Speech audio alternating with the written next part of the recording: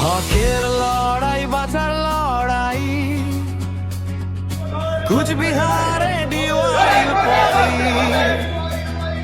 স্থায়ী কাজের দাবি তুলি যে আর আমরা লড়ি বুক ফুলিয়ে কেঁপে উঠুক শাসকের গদি DYFI নদী যুবন নদী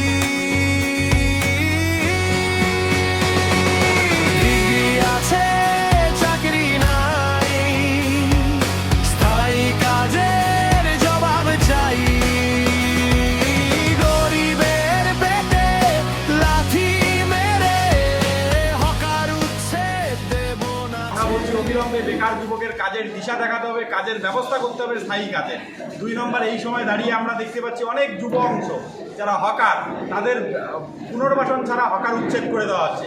তার ফলে কুচবিহার জেলার, কুচবিহার সদরের বিশেষ করে রেল স্টেশন চত্বরগুলোতে এবং শহরের বাজারগুলোতে বেকার যুবকের সংখ্যা আরও বেড়ে যাচ্ছে। এই হকাররা, বিশেষ অংশ হচ্ছে হকার হচ্ছে যুব সমাজ।